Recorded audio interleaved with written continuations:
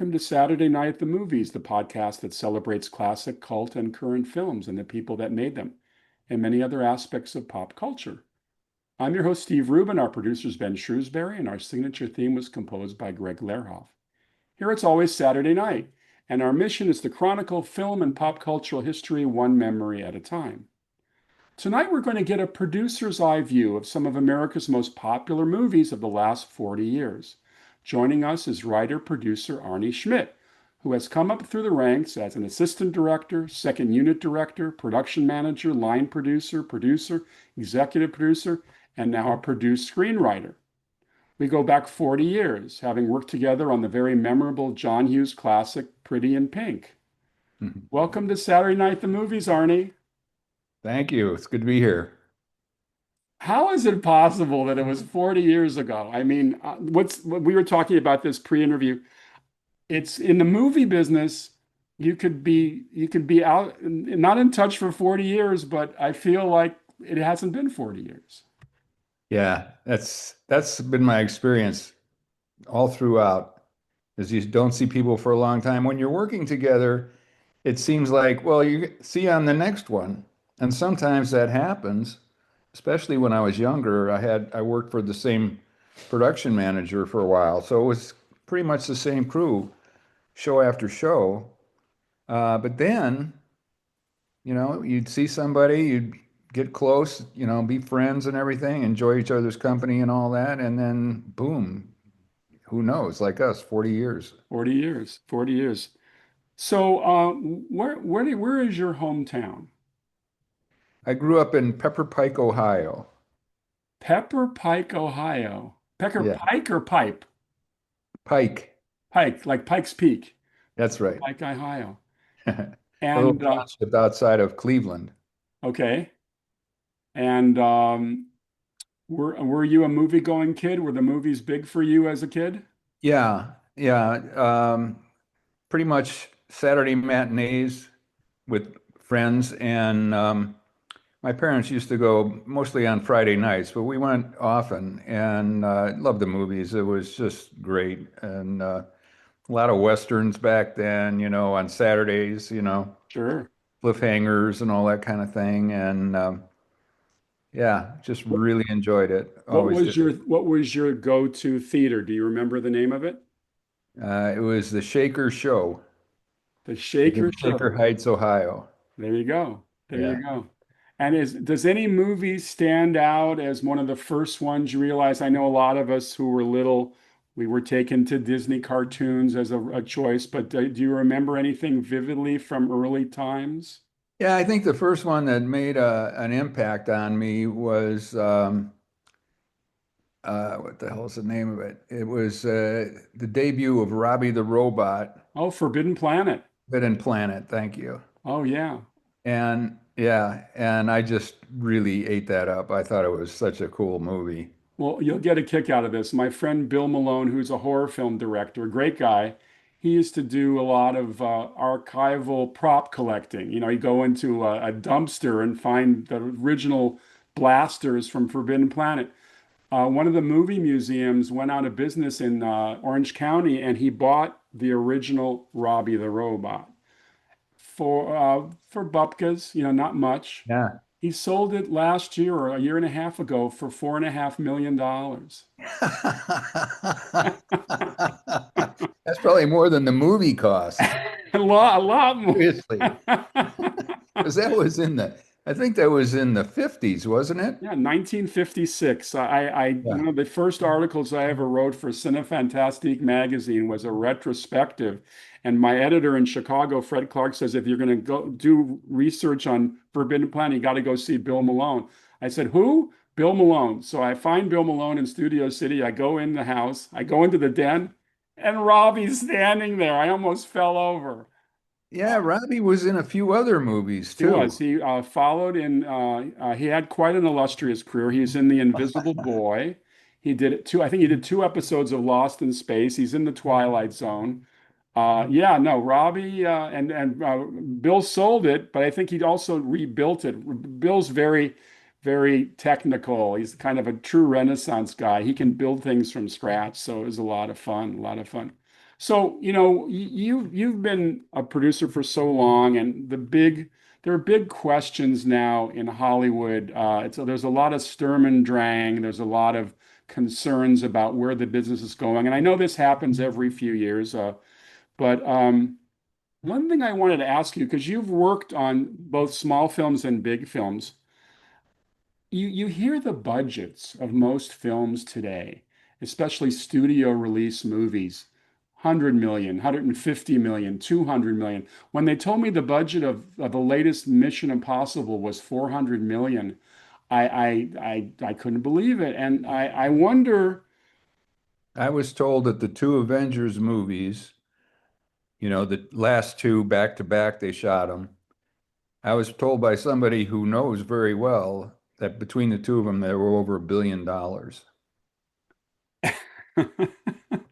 Yeah. um, what do you think has caused all that? I mean, obviously, when Jim Cameron made Titanic now almost 30 years ago, people went nuts when it went to 200 million. I think that was the first one to go to 200. Yeah. Yeah. But now it seems like every movie is over 100. From your point of view, what do you think's in making these budgets go nuts? Is it studio people just going crazy?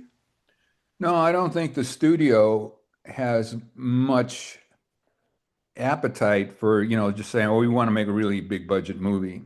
I think what's driven the costs up is all the Marvel style movies that have a very high demand for visual effects. And when I was watching the Avengers, I sat back and I watched the credits at the end for a while. Back in the old days, 2 minutes for the credits, that was it, you're done. But it rolled through pretty much every visual effects house that I'd ever heard of had credits on it. And it wasn't like, oh, just a few guys. It was like a whole crew, there's a lot of people involved. And it was just stunning to me. And, you know, uh, that's the big demand for those movies. There's so much visual effects throughout. And I look back and I think about Iron Man, you know, um, which really wasn't heavily effects laden. He was in a robotic suit, and the big scene at the end, there was him and that other Iron Man kind of guy, and it was just the two of them, and it was a short-lived thing. They were fighting, I mean, I could look at that and say, you could do a lot of that on stage. You wouldn't need much for a background. You wouldn't have to create whole worlds, to do that kind of thing, because they're just rocketing up in the sky, basically. And then little by little, they kept having to create, more CG, and I think that's what they thought was satisfying their audience until there was this huge saturation that happened. And it's happened many times before. There was a time when everybody's making Westerns, and then all of a sudden they didn't want to make Westerns anymore. And then years go by, and they make uh, The Unforgiven. And it's a great Western, makes a bunch of money. Oh, now we can make Westerns again.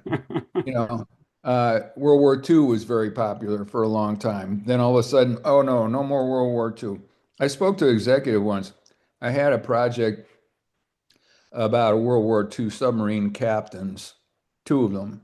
Um, they started out in the same boat. One was the captain, one was the executive officer, and then it turned into the executive officer got his own boat. So I see the president of the studio, which I knew for a long time.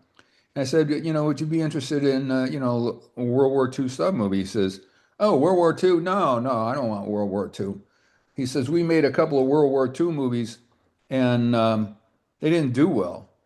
And I walked away, I just happened to see him on the lot. And I walked away and I was thinking, what are the two World War II movies he's talking about? I couldn't remember anything. Of course, a little later, Saving Private Ryan came along. It was a big hit. So, it's more about, telling a good story than, this was. So One of them was For the Boys, starred Bette Midler as a singer in the USO. They So she consider was that a singing, World War II movie. yeah, she was singing to the troops. Right. Had, I don't think there was a gunshot in it or anything. And it's like, that's not a World War II movie, excuse me. And the other one was Michael Douglas, and I think it was Melanie Griffin, Oh maybe. yeah, And it was a spy movie. It was it was kind of a spy movie, and I remember right. going and seeing that, and they were walking down the streets and everything, and once in a while, a couple of German soldiers would walk by, but no, they weren't shooting at anybody. Nobody's, I mean, to me, a World War II movie is, a World War II movie, and then Clint Eastwood makes one, and that's a big hit. Mel Gibson made one, and that was a Listen, big hit. I had the rights to the ABC TV series Combat, which we That all was a loved. great series. Great series. And a Disney executive, I will not name him, I probably have forgotten his name anyway, said World War II is no longer relevant to this generation. And I wanted I wanted to slap him with a wet sock. A lot of the issues that developed during the war are still with us, and I think what's the old phrase? If you ignore the lessons of history, they will come around and bite you again. Yeah, yeah. Now, when you were in school, did you study film and writing or producing? Or was that something that was interesting to you, or no? Let me tell you how I got in the movie business. I don't think there's another person on the planet that lucked into it the way I did. My parents, when I was a freshman at Ohio State, my parents moved to Los Angeles. And of course, I followed. I transferred to UCLA, and my parents were not well-to-do. And so I worked my way through school. And I saw one ad in the Daily Bruin. By, by the, Somebody by had the wanted, way, by the way, my alma mater. I was a UCLA student and a Daily okay, Bruin writer. Absolutely. go Bruins. They suck right now, but that's a story for another time. Anyhow, I see an ad uh, in the Bruin. It's just a little 2 lines. I need somebody to wash and wax my car collection. And I had a phone number. So I called the number and I speak to this very polite English lady. And she says, "Oh, yeah, come over to the studio." Well, of course, I'd never laid foot on a studio lot. I'd just been in Los Angeles for, I don't think it was even a year. And I go over to MGM. I pull up. There's a guard at the gate. It's the executive parking lot, and I'm already my jaw's on the ground already. It's like whoa, whoa, whoa. Tells me where to go. I walk into this office, and I meet his assistant, and she introduces me to John Frankenheimer. Well, I knew a lot of his films because at that time he had rolled through some really good thrillers. Well, there's Birdman of Alcatraz, 7 Days in May, Manchurian Candidate, Sure, sure. The Train, goes on. Formula One, well, it's called Grand Prix at that point, his version. And so I met him, and it just so happened I had a little bit of car waxing experience, and a friend's grandfather showed us how to wash and wax a car, and he was a collector. So I dropped names a little bit because that guy knew Phil Hill. And of course, I didn't know any of this, but anyhow, I got the job. And so, for 3 years, I went over there every Saturday.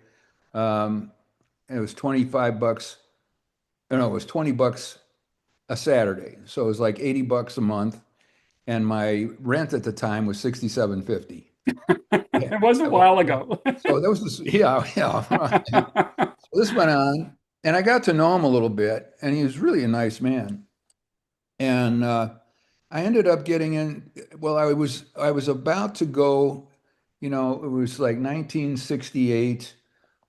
Things were looking poorly, and actually in '69, I believe, is when they announced there was going to be a lottery instead of I was all the students were getting, out of going to Vietnam with a student deferment, but they Right. were eliminating that, and now it's going to a lottery, and they were going to announce in 6 months the lottery was going to start. And a buddy of mine, said, "Hey, I heard that we can get into the Navy." It's a 6 month wait. Get in the Navy. You go 1 year of reserve duty, 2 years of active duty, and then 4 more years of reserves. But you're not in a foxhole. You're in the Navy. And I had this dream of seeing the world and everything. So I kind of liked that. So I signed up for that. And over the summer, before I went active duty, I was going to the beach, Will Rogers Beach. No, it was one beach up from there. I can't remember the name, but it had a crosswalk. I was parked in a parking lot, and I had to cross the Coast Highway to get there. And I was walking, and a car hit me. The Oh guy's my brakes God. failed, and he punted me from the center lane to a chain link fence on the side of the road, and broke my arm, my collarbone, my nose. So I called Was was Frankenheimer it and was said, it was it a hit and run or did they stop? no, the guy stopped. He said, his brakes failed. He borrowed his mom's car and his brakes failed. Oh I my. thought he was stopping because I saw him coming, and the front of the car dipped down like it would if you hit the brakes. And so now I'm looking the other way. I just wanted to hurry across when there was an opening, and I'm paying attention to that, and bang, he hit me. I never knew it. I woke up on the side of the road. I ended up in the hospital. They put me in traction. I called Frankenheimer and I told him what was going on. He said, "Well, call me when you're feeling better." I got a cousin of mine to cover for me for a little while. I had a girlfriend who was planning to come see me from Ohio State in about 3 weeks, I think it was.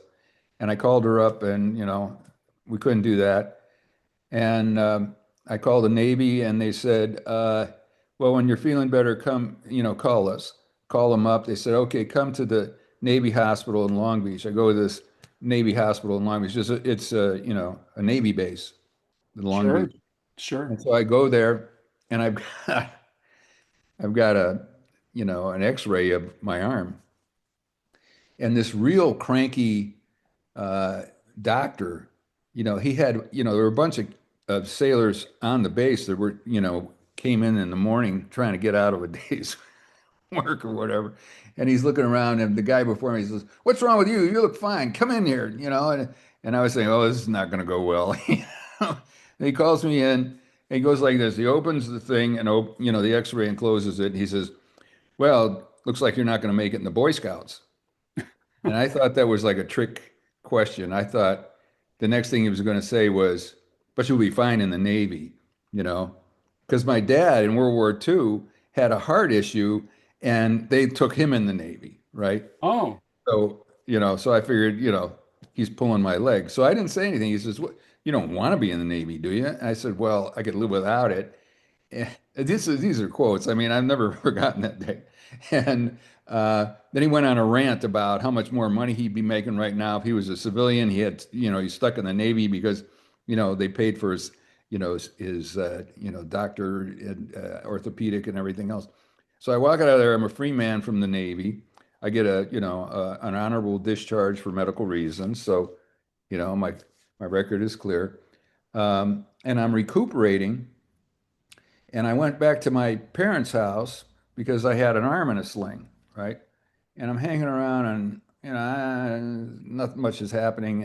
And a guy I kind of knew whose parents lived next door to my parents offered to, get me out of the house. He had to run some errands, and I could go with him. And he was developing a, um, a, a, a greeting card company. He oh, ended up marrying a billionaire, so he didn't have to worry about that anymore. But so that day he had to go to where his photographer had his darkroom and everything, which also was adjacent to a modeling agency, right?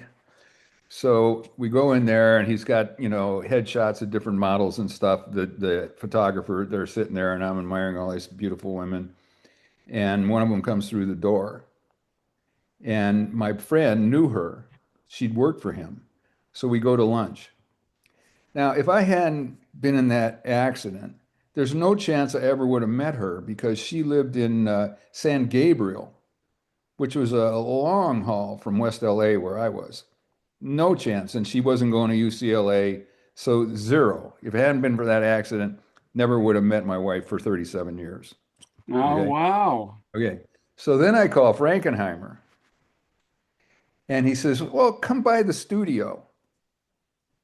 Um, so I go over to Warner Brothers. He's finishing a movie called I Walked the Line, I think. Gregory Peck starred in it. Hmm. This is late in his career. It was a flop, but it's still Gregory Peck and all that.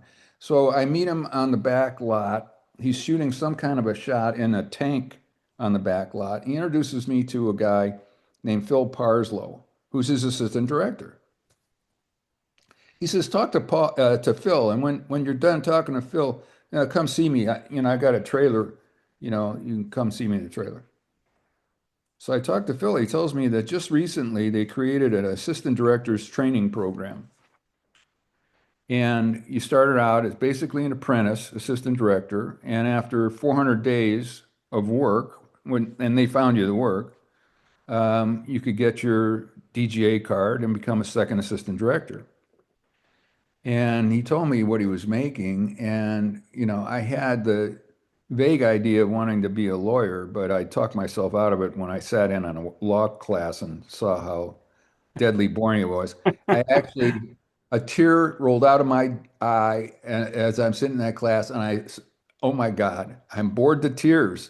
I'd heard the expression, but I didn't think it was possible. So, so Phil tells me all this, and he says, all you got to do is you got to have a degree, any kind of a degree from college, 4-year degree, doesn't matter what, and then you take an aptitude test.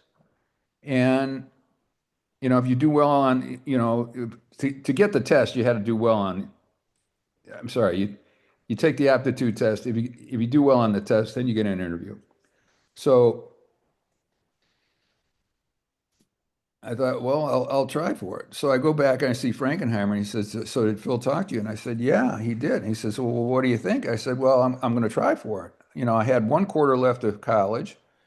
And the thing was that it was once a year in June that the aptitude test was given, and then a combined score of the aptitude test and the interview, what the top scorers got in.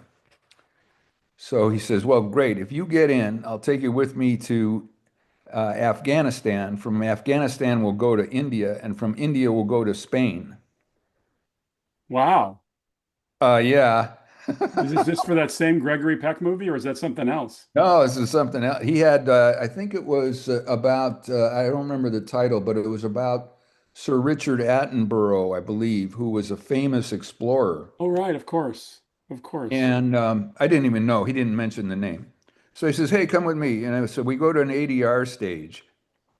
ADR is automatic dialogue replacement. Replacement, sure. So if you have a bad line, in this case, there was a car engine idling near the actor.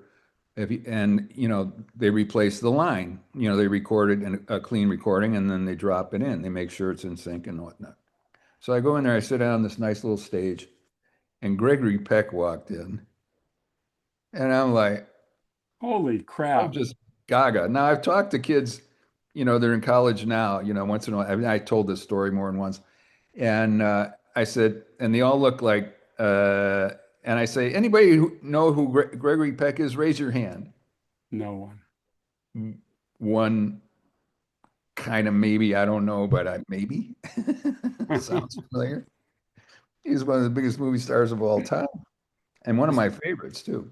this is like those sidewalk interviews where they ask people who attacked Pearl Harbor, and somebody said the Germans.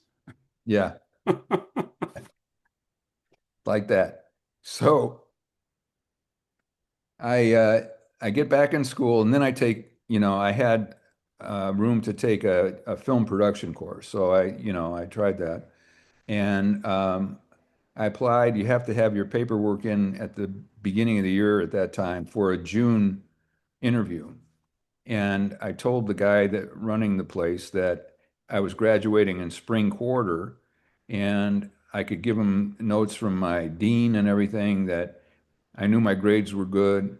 I knew I was going to fulfill my requirements and I could prove that I would be graduated by June.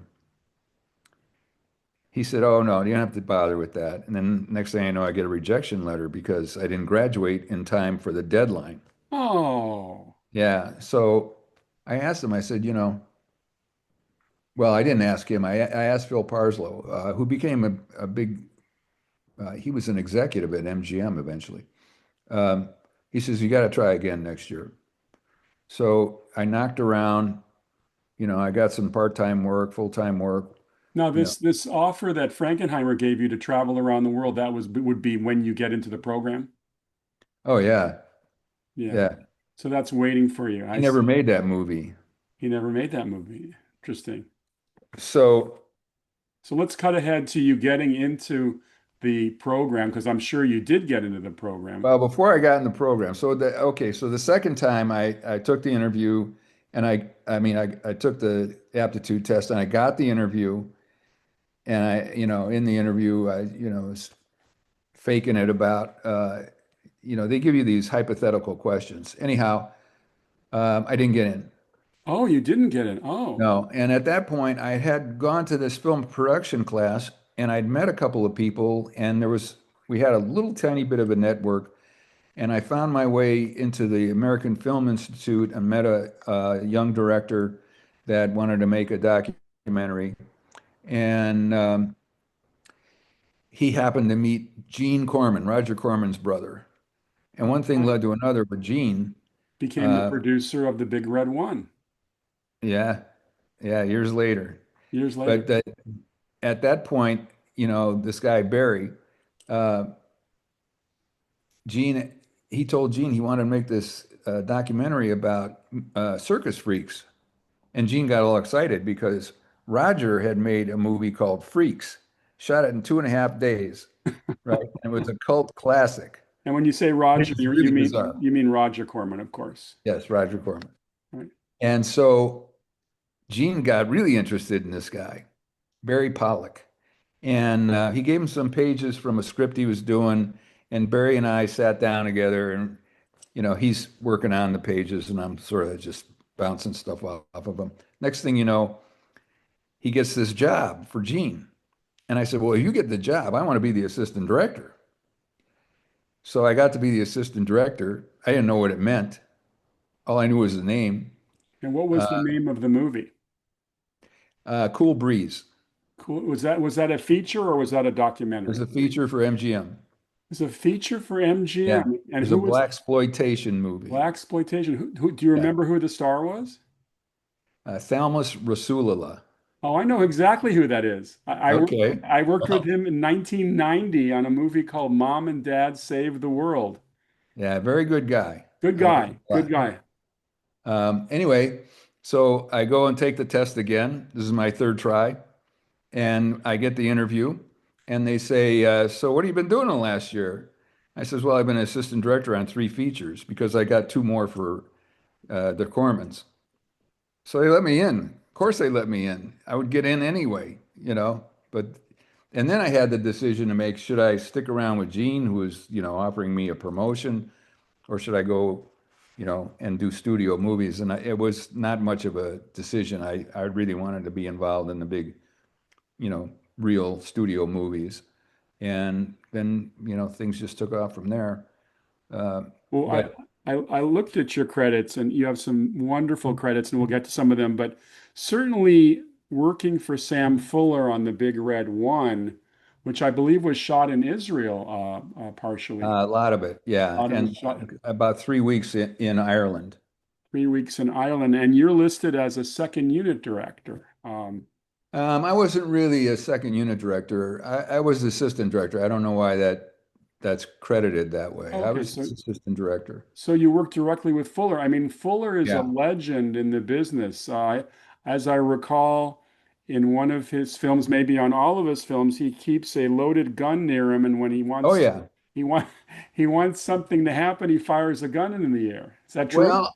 Well, sometimes he'd just fire it. It had blanks, obviously, Right. and he'd shoot. He knew how to shoot a gun, so it wasn't unsafe. But sometimes just before he'd roll, or just after he rolled, he'd get the slate and he'd fire the gun, and in an interior space or something, it was very shocking. The noise from it. but he was so unique. I'd heard about him in the little bit of film school I went to. He was like this B movie legend, and he made these amazing, uh, Dead Pigeon on Beethoven Street and Merrill's Marauders and Shock Corridor, which I think was his best movie. That was a real thriller. I'm not sure if you've seen any of those. They're I kind of have, I obscure. have. You have to be a Fuller fan. Of course, the film which I remember seeing in my youth, The Steel Helmet, Yeah, from '51, where I mean they had no money, and yet that is one hell of a riveting Korean War drama. yeah, and he ghost wrote a movie that won an Academy Award for Best Screenplay. And, some of the guys that were in the squad tried to figure it out, and they figured it out because Sam had this character that was in a lot of his movies named Griff. And he never told me anything about who Griff was, but that was a real guy, probably one of the guys in the squad, something like that. And in it was Battle Cry, there was a character named Griff. So we were sure. And I asked Sam, I said, well, you know, he wouldn't say what movie he did. So I asked him, he looked at me like I was an idiot. If I tell you that, it'll get all over the place. So we just try to guess. But he won an Academy Award, I'm sure of it. And I'll tell you something, you've got the big red one behind you, but there's a big red one, The Restoration. And if anybody wants to watch that movie, you got to watch The Restoration. Yeah, because you add in what, about 40 minutes? Well, I was just the AD, but yes, what had happened was when he, this is a tragedy. Uh, when he got done shooting, uh, they wanted to see the movie right away. And this was before, now the DGA has a deal where it's in the contract. The director gets 10 weeks to cut the movie together before anybody sees it. Back then, there was no 10 weeks. And he had to show them the movie in 2 weeks, a very rough cut. And it was over 3 hours long. And they took him off the picture and gave it to an editor who was one of these fix-it guys. And he took 2 hours, took 40 minutes out of the movie.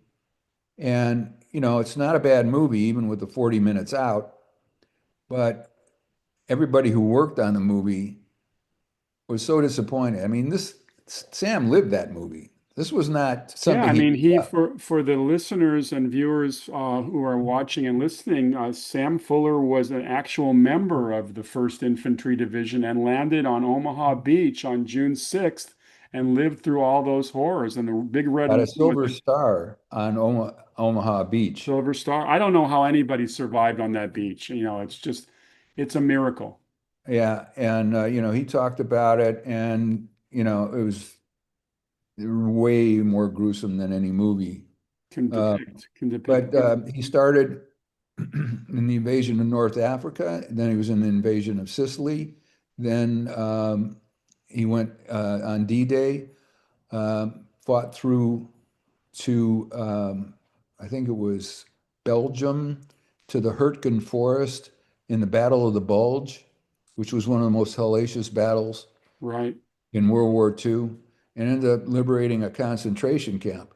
And Yeah, all that's in the movie, all of that he experienced, right. right? So this wasn't just, oh, I got a good idea for a movie. This is my life story. And he was taken off it 2 weeks into post-production, It which was was heartbreaking. such a So crime, such a crime. yeah, so what happened years later, after he passed away, um, Quentin Tarantino, Marty Scorsese, and Richard, I can't remember his last name right now, but he was a big critic for the New York Times, film critic. Richard, is it Schickel or Corliss? Schickel. Schickel, Schickel. They convinced Warner Brothers, who owned the rights by then, to let them cut the movie the way it was meant to be. And that's the restoration. So if you want to see Sam's movie, It's now You got available. to see that. Oh yeah. And if you saw the Big Red One, and you think you saw his movie, you saw, a Reader's Digest version of it. We've But had the we've real movie was terrific. we've had his widow on our show. Uh, Yeah, Krista has talked about his career, et cetera, et cetera. yeah, Um, I'm glad you mentioned that because it's a movie that definitely needs to be seen in the right manner. Now, according to your credits, you were you were a first assistant on Airplane. yeah. Now, we've just got through talking about one of the most serious World War II films of all time, and then we're turning over to one of the wackiest movies of all time. And Yeah, the Zucker brothers and Jim Abrahams have recently published a book on the making of Airplane, which is one of the funniest reads ever. yeah. What was your first impression of that creative team? Well, they're very likable. They were, age-wise, they were contemporaries. They'd all gone to University of Wisconsin together, and they created a radio show called Kentucky Fried Chicken. And I had seen a stage play they did of Kentucky Fried Chicken. I think it's Kentucky Fried Theater. Kentucky Fried, thank you. Yeah. Right. What am I thinking? I'm Kentucky getting, Fried Theater. I'm getting hungry here. Keep Yeah. And going. so I'd actually gone to it. There was at a little theater right near 20th Century Fox, and it was very funny, and they had this real great sense of humor and very off the wall. And so, of course I wanted to do it. And I read the script. The script was really funny. And I love comedies, and they're fun to make too. And the only thing in pre-production, the only thing I was scratching my head a little bit about is no one up until that time, there'd never been two directors on a movie. We were going to have three directors on the movie. All three of them were getting a director credit. The directors was Abrams and Zucker. Right. And did the DGA have anything to say about that? Um, I think somehow they okayed it. Right. It hadn't been done before, but they had actually directed, Kentucky Fried Theater together. And so, there wasn't much they Now, could. now there are so many directing duos, although Yeah. trios is very odd. What's, I had David Zucker on the show last year and told some funny stories. It must have been, I mean, assistant directors, it's one of the hardest working jobs on a set. You guys don't sit around. You're always on the move, keeping No, when I things. started, they said, if anybody catches you sitting down, you could be fired. And the guys that told me, they're old timers, that was it. If you were sitting, you had to You were stand all done. day. You were Yeah. done. Yeah. Um, What a funny cast. I mean, you had a lot of Oh, yeah. serious actors kind of spoofing themselves. I mean, Leslie Nielsen, and of course, recently they just did the remake of, or the next version of Naked Gun with Liam Neeson playing the Leslie Nielsen role. But Leslie Nielsen, I heard there's so many funny stories about Leslie Nielsen. This is a guy who went through life with a farting mechanism in his pocket constantly. That must have driven you nuts. Well, it was in between takes, obviously. And at first it was pretty amusing. And if you got to look at it, it would look like two baby jar lids. And they were on the ends of a short piece of an inner tube about this big around. And they were I think he made them. And he was selling them to the crew, So before long, a lot of people on the crew had them. And he was really funny about how he used them because he would punctuate jokes with them. He really had a great sense of humor. And he would do things and crack us all up. It was always, while we were lighting or something like that. So, but at a certain point, these things were going off all over the place. And I threatened to confiscate them. And everybody, no, no, no, no, no. And that was it. But it was really fun. It was a 39-day shoot. And the guys had they had adapted Oh, the movie Zero Hour. Zero Hour. Thank you. Yeah. They just used that as the prototype for the script, and that was, of course, all serious. And then they just riffed on all that, making the movie.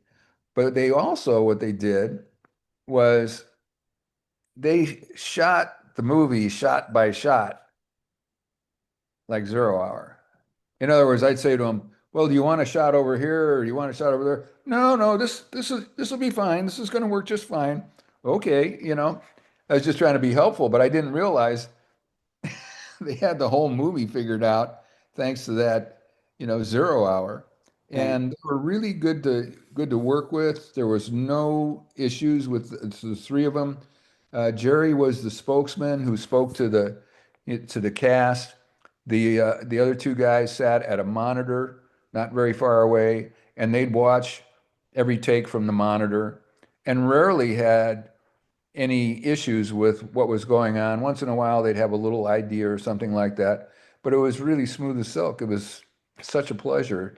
And, you know, because we knew exactly what every shot was, and it was very economical, the way they shot, our days were very fine, no problems. The biggest challenge was trying not to laugh during a take.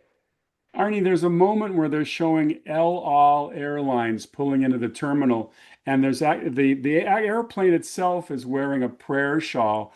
Uh, that was a miniature, correct? Um, well, I'm sure there was a miniature, but when the plane crashed through the window, Right. that was for real. That was a big set piece. Yeah, and the special effects guy, John Fraser, built the front end of the airplane and mounted it on, I think it was a 10-ton truck. And a stunt guy backed it through the window, and we had extras, a safe distance away and everything. And, they ran out of the way, and we did that on stage. And I know there was other shots of it which had to be a miniature. Oh, Uh, sure. Another one of my favorites is all the reporters running to the phone booth and it falls over. And it was very, very creative. And I miss those kinds of funny. Absolutely. Now, a few years later, and I wish we could get to all of your films tonight, but I'm gonna pick and choose a few. I've always been a big fan of John Milius. And I know yeah, you worked on the original Red Dawn, yeah, which is obviously these actors were just kids then. I mean, Patrick Swayze, Jennifer, what's Jennifer's last name? great. Gray, thank you. Charlie Sheen, um, Leah Thompson, Leah Thompson, exactly, and who married Howie Deutsch, right, who directed directed Pretty in Pretty in Pink. Pink. Sure, sure.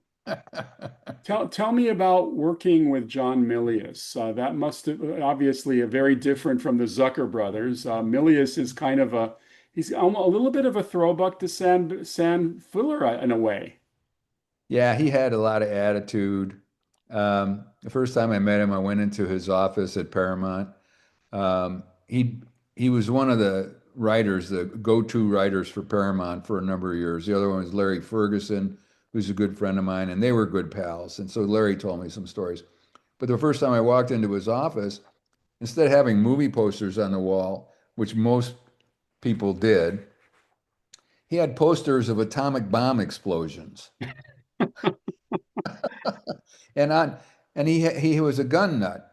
And on his desk there was a gun or two, on the little side table, on the cocktail table, whatever furnishings were there, there was guns everywhere. And he had a really good sense of humor, and he was a really nice guy. I really enjoyed working with him. Uh, Now, with where did they shoot? Like for instance, the small town and the Las parachute Vegas, the parachutists, I'm sorry, Las Vegas, New Mexico. Las Vegas, New Mexico. Yeah. And they And got permission to blow up some buildings and stuff because they were going to be demolishing some of that Main Street. And was that your main base for the show? Did you make most of the Yeah. movie around there? We made the whole thing there. Oh, there. Yeah. that opening sequence when the teacher, I think Frank McRae, I think is the actor. He's teaching the history class, and he looks out the window, and all of a sudden you see these parachutists. Were those military parachutists that you were loaned? No, the military didn't want to have anything to do with the story. Um, well, we had a couple. Milius had some pals. One of them was a mercenary, and he had his guys. Oh, Um, and those parachutes are like you can't steer them, you can't do anything with them. They just you jump out of the plane, they land where they're going to land. When you see, the Navy SEALs landing in the middle of the football field and stuff like that, they've got performance parachutes. But these old things were, you're just hanging there. And the day we wanted to do it, half of the guys were mercenaries, and they recruited some guys who looked very tough that they'd met at um, a convention in Las Vegas, and it was sort of like, you know, uh, wannabe mercenaries. They weren't the real deal. Um, and so they were all going to jump too. And at one point, they didn't want to jump because the wind speed was too much. And the mercenaries were fine. They were going to jump. So we waited it out a little bit and they jumped. And, a guy broke his ankle, I think. He landed on the school roof. oh, Couldn't steer, And, the idea was hopefully to land where you could see him out the window. And some of them did that. But yeah, those were the old days. Now that would be CG, no about question. four years later, I was promoting a Mike Norris movie called Born American. Mike Norris, the son of Chuck Norris, and we wanted to do a parade of Russian army vehicles down Hollywood Boulevard as kind of a stunt. So I went out to Velyaze's in San Dimas or wherever it is, and there I'm looking at all the Red Dawn armor is sitting out there. Yeah.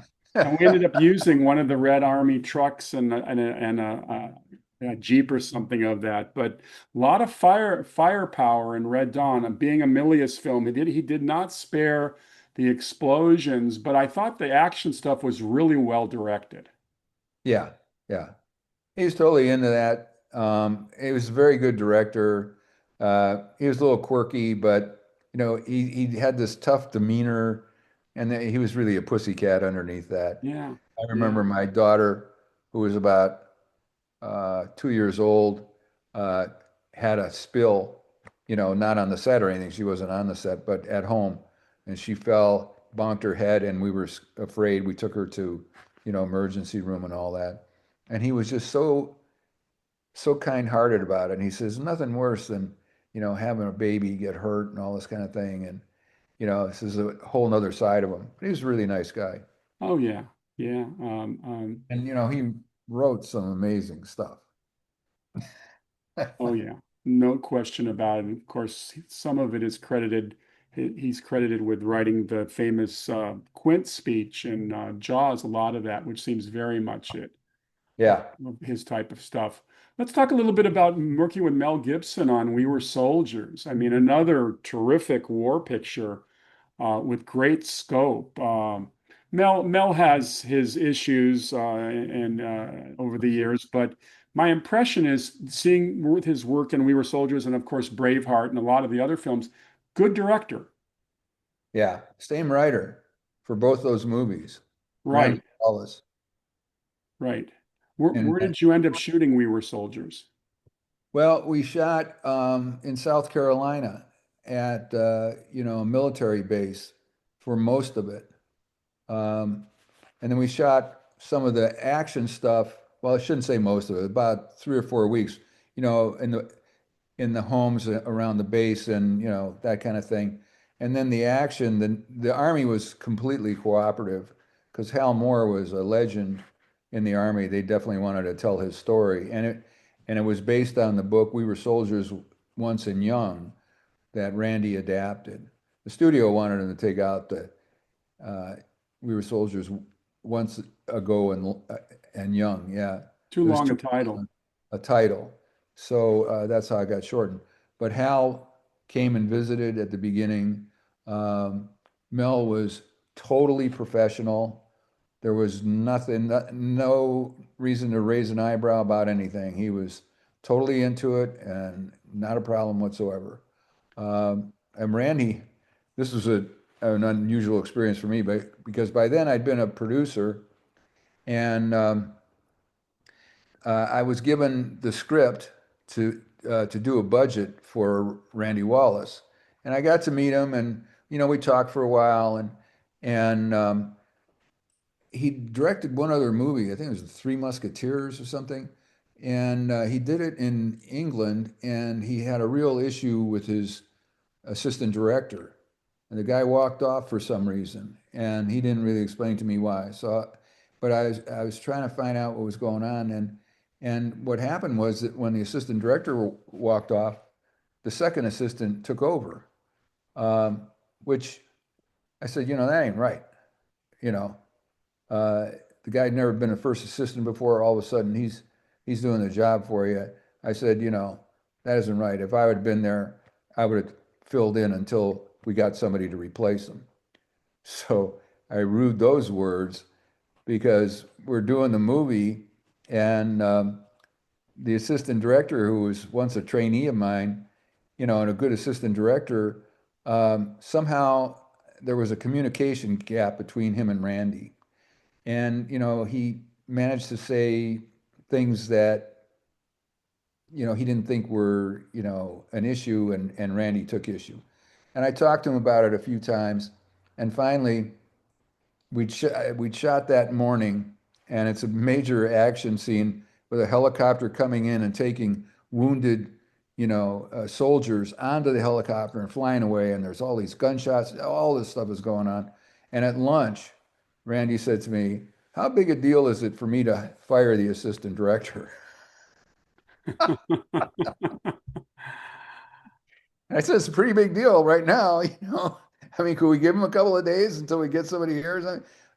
No. So did you have to what did you do?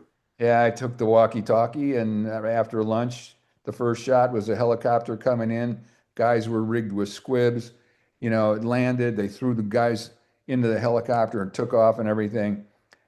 The first shot out of the bag for me, and I was a little rusty. And in my day, we didn't have safety meetings. By then, there was a safety meeting every time there was action. So I kind of frumpered my way through the safety meeting, and we got through the day. Um, and I ended up the replacement couldn't get there for 3 days, so I actually picked up some time. We were behind schedule a little bit, and I picked up two-thirds of a day in 3 days. I was getting attaboys from the other producers. I couldn't wait to get off the set. I worked with a producer named Mike Houseman. Oh yeah, And Mike is an unusual producer because he is the producer, but he's also the first. yeah. Some people do that. It's the way of controlling things. Well, we can't not talk about Pretty in Pink. We got to talk about the movie we met on. Right. And of course, there's that wonderful shot Yeah. I have to take credit for because I took Laurel, your ex-wife, Right. behind the building where Annie Potts had her little record shop. I said, "There's this beautiful brick wall here. Maybe we'll shoot some pictures." They became part of the poster campaign for the movie. It was just a real spontaneous little moment. Laurel shot some beautiful pictures, and look at those faces. It's Yeah. Andrew McCarthy now is a director directing television. Molly's still acting, of course, and John Cryer had that great run on Two and a Half Men. Oh yeah. And I Um, love that hairdo. I forgot the hairdo. the It's Ducky. fantastic. Well, what's funny is I remember that when we shot at that little record shop right there on Broadway at the end of the Third Street Promenade, almost every storefront was shuttered. It was like a ghost town. That's because the mall had come up, the Right. Third Street Mall. And actually, I take credit for that location because we walked into the mall, and I'm looking around. This is before, before we started shooting. We're still deciding on locations. And I'm looking around and I'm thinking, you know, basically for us to do this, we'd have to shut down the mall. You can't have other people walking in the shots. They all have to be extras. They all have to be paid. And it meant shutting the place down. It was open 7 days a week. And, you'd have to reimburse all these shops, at least on that floor, around that, potential shop. And it was going to be this huge expense. And I thought, well, wait a minute, this doesn't seem right. These kids are the nonconformists at school. You look at the pictures, uh, they weren't the kind of kids that would basically hang at the mall. They'd be in some eclectic, a music shop, something that sells, used records and stuff. So I pitched that to Hughes and he bit. And that's how we ended up at the music shop. Smart, very, very smart. Just a wonderful film. Always had fun on it. In those days, as I was the unit publicist, I should tell the folks, I was wearing a lot of Lacoste shirts. I had a blue one, I had a red one, I had a green one, I had a white one. And Molly Ringwald came up to me one day and said, "Steve, do you wear anything other than Lacoste shirts?" And she's supposed to be the real style puss in that show. Well, if we're talking about Pretty in Pink, I got to pull up a shot of Ferris Bueller because I have to ask you a question because I know you also worked on Ferris Bueller. Um, how difficult was it to pull off shooting at Wrigley Field during an actual baseball game, or was that all put together with magic? That was magic. We shot on an off day. We put some people in the stands around the kids, probably 150 people, something like that. Right? And then, if we were looking at the ball game, we had permission to film the ball game, you know. But yeah, it was It was not actual at a real game. That uh, that that makes sense because a movie shooting at a real baseball game would be disruptive for both sides. I oh could yeah, I don't think they'd let you do it. I mean, no. if you just had a camera and you were just shooting footage of the game in progress, you could probably get permission for that, figure out a way, buy out a few seats or something like that. But not to have actors in the seats and, trying to choreograph, keeping the sound down and all that. Yeah, it's There's the great scene where I think it's Alan Ruck's dad's car goes into the lake. oh yeah. How The same effects guy who put the airplane through the window put the Ferrari through the window. right now That did it wasn't a real Ferrari. There was a short-lived company that was making replicas of a Ferrari California. oh, And so we got the replica and it was very accurate replica. So, yeah, but we used the real one for everything but shooting it out the window. out the window and it went out the window and into the water as I recall. Yeah, there was like a podium kind of effect. That was a very wealthy person's car hangout, and so it had all these windows and everything, and a view of the forest around it. It was in an upscale part of Chicago, and he had two Bugatti 35Cs, I think they're called, which were really, really rare. And he had a couple other cars, not so rare, but so we had to take that stuff out of the way. Um, but then he happened to mention to his architect that we were going to shoot, at this pavilion of his. And the architect went batshit. He says, "You can't let him shoot." He says, these windows have all been tinted and they've been sitting there for like 20 years untouched. And if they break one of those windows to send the car out, you'll never match that color, right? Right. It's true. So we we had it. remove the window, the real window. I hired a crew like this window company that does all these high rises in Chicago. And I said, I need your best team to come in here and replace this window because the guy was also afraid that something else might happen and the window that they were taking out might crack or something, and that would be a catastrophe. And so they came in like white gloves, got the window out, and then we put our own window in. And before the car hit the window, this is a movie trick, the window replacement was out of tempered glass, which is the kind of glass that if you hit it with a sharp object, it shatters into a bunch of little pieces because that won't hurt you. I mean, it could give you a little cut or something, but if it's tempered glass, that's what it is. It shatters. If it's the kind of glass in a car windshield, you can't really break it. And if it's just plate glass, there could be big shards flying around. So right as the car is about to hit the window, John Fraser had this gizmo that shattered the window just like 6 inches before the car hit it. So from the camera angle, you never knew it didn't hit it, but the window was gone before the car got to it, and then off it went. The magic of Hollywood. So I gotta, I saw this on your credit list and I had to bring it up because it's not one of the movies we most remember, but you did a movie called Night Call Nurses. That was for Julie Corman, Roger's wife. And that was, yeah, and it wasn't nearly as sexy as it sounded. Uh, there was no nudity to speak of, a little bit of sexiness. And it was the debut of Jonathan Kaplan's directing career. And Jonathan and he just passed away just a few weeks ago. And Jonathan and I stayed friends throughout. And he did 14 or 15 kind of B movies. Sure. Uh, he ended up doing The Accused, which won Jodie Foster an Academy Of Award. course. I worked with him at Showtime. He came over and did one of the episodes of our Fallen Angels noir series. I got a chance to work with him. I got on his bad side though.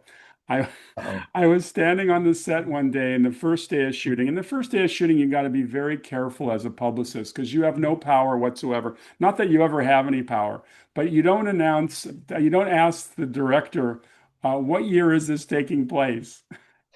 So Jonathan, who's not the most subtle director, says that. So everybody, I just want you to know that the publicist just asked us what year this is taking place. Thank you so much. And we can't end the interview without mentioning the fact that you actually wrote a movie that got made called Hunter Killer, which brings you back to submarines because I Yeah. know that you were mentioning earlier about submarines, and this must have been very exciting for you to see on the big screen with your writing credit. It was. I always used to joke, being the line producer, you're there every minute of the shoot, from crew call till wrap and after wrap and everything else. I always used to joke about how I'd like to be one of those producers that didn't have to show up because sometimes those people that didn't have to show up got paid more than I did.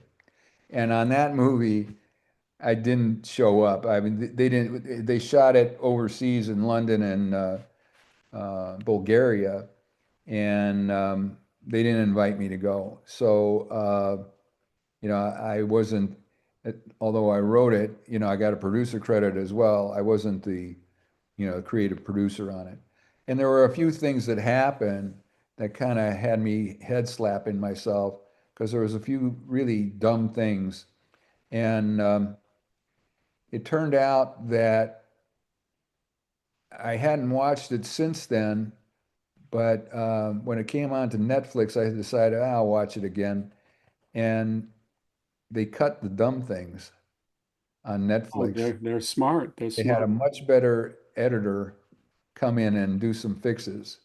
And it was much more the movie I had imagined.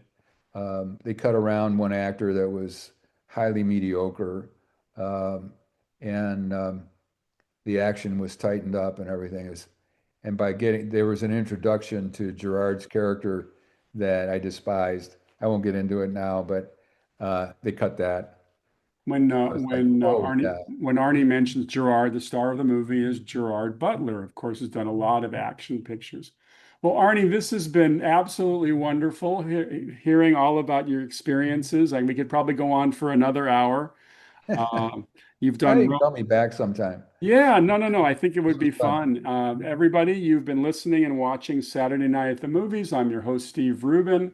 Our producer's Ben Shrewsbury. If you like our show, please feel free to give us a thumbs up, and we'll take as many nice reviews as you can give, or even if you have criticisms. We love hearing from you. And I will also mention that I have another podcast called Tales from Hollywoodland, which I co-host with Julian Schlossberg and Arthur E. Friedman, and you can Google Tales from Hollywoodland. But thank you for continuing to listen to our show. And Arnie, thank you so much for being with us today. It was my pleasure. Thanks for inviting me. You're welcome.